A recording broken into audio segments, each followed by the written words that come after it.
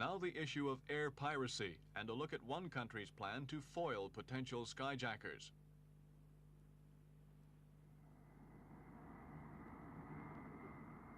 Security police surround a passenger jet at Frankfurt Airport a few weeks ago. On board, a gunman was threatening to shoot an air hostess and blow up the plane unless the German authorities released some imprisoned anarchists. The hijacker was eventually shot dead by the police and the stewardess released unhurt. But the incident served to remind everyone of the vulnerability of airlines to this sort of crime and the relative helplessness of the police once the hijacker has gained control.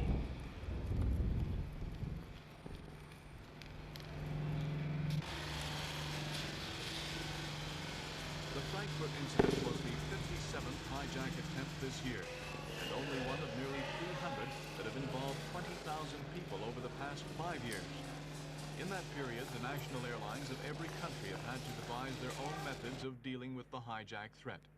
Because of the obvious danger of tackling armed men in the air, most airlines have concentrated their efforts on preventing the hijackers from reaching the planes. Elaborate screening and searching devices are now used at many major airports.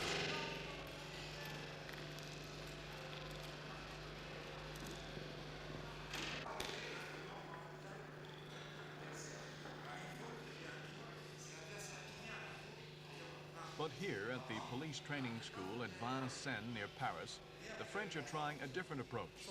They're forming an anti-hijack squad whose members will be trained to tackle the hijackers who get through the airport screening tests. The men are all volunteers recruited off the beat. Many of them are single, all of them are over 30 years old, and all have passed a special examination that lasts several weeks.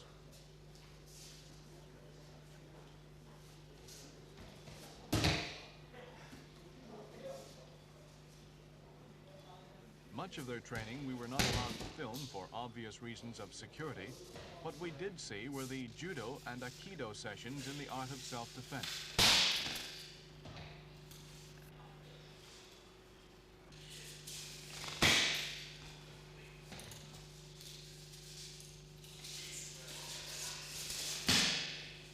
And this is the sort of action they're likely to see in a hijack emergency.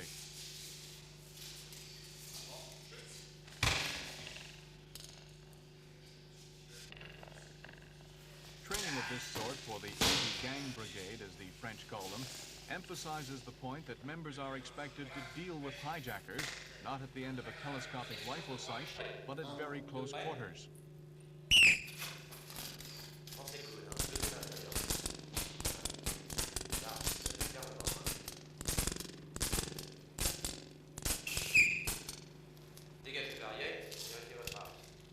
Squad members carry their own guns at all times and are trained to work in pairs.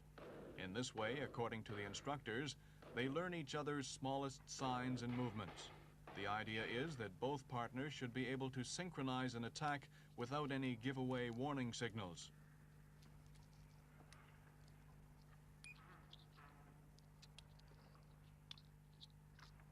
These agents' lives could well depend on the speed and accuracy of their shooting. And the men spend hours on the range practicing quick draws from the hip and shooting at man-sized targets.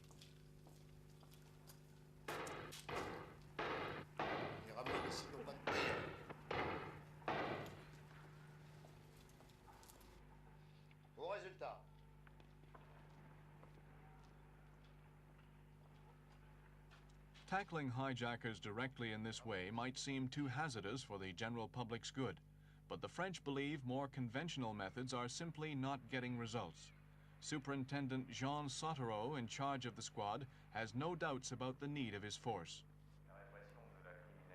The wave of hijackings has taught us a lesson in France. We can't afford to improvise when dealing with desperate criminals who hold people to ransom. Naturally, our main concern is the hijacking of aircraft, but the brigade will be ready to deal with any situation where people are held hostage. Recently, bank staff were held hostage by a hold-up gang in Toulouse.